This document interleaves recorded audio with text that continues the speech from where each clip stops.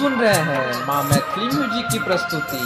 Music director DJ Rahul बाबू, कुशेश्वर बाजार, कुशेश्वर बाजार, कुशेश्वर बाजार।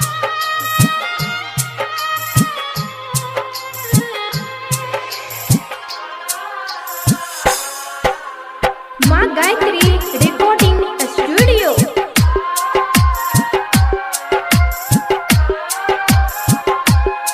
अपन पियावा संग ने बैठी है बरमाला के स्टेज पे गे जान।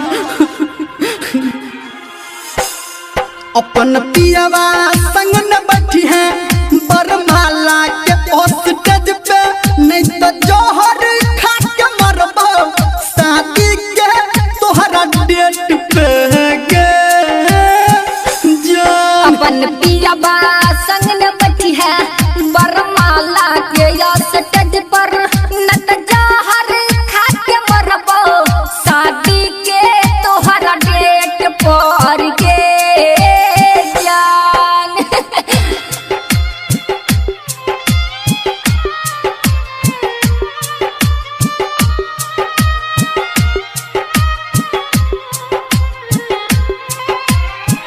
डीजे राहुल बाबू,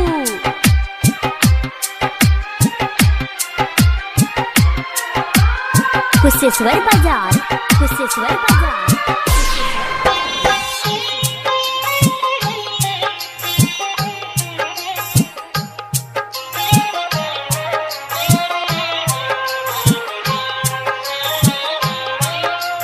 हमारा तू दिल से हटे बही, मांग में से नूरा सज बही पागल, तू हमारा बना के जब ही की जान गे, जब ही की जान गे।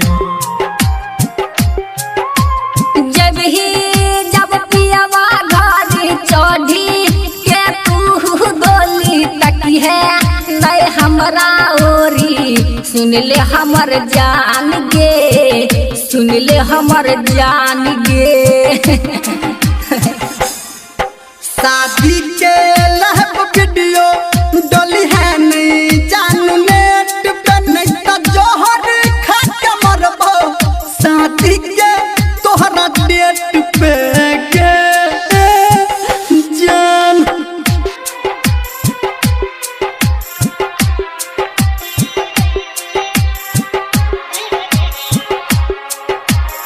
अभी आप सुन रहे हैं सावरिया म्यूजिक। डीजे राहुल बाबू,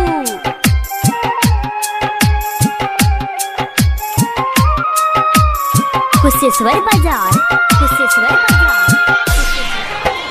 तोरा पे रहो आशा झूठा, तू दिल ही दिलासा गम के चढ़ेल तू नासा, सुन ले हमर जान गे, सुन ले हमर जान गे। धर्मिंदर से कल ही शादी, रोहित के घर उजाड़ी, दिल पर चल लही यारी, सुन ले हमर जान गे, सुन ले हमर जान।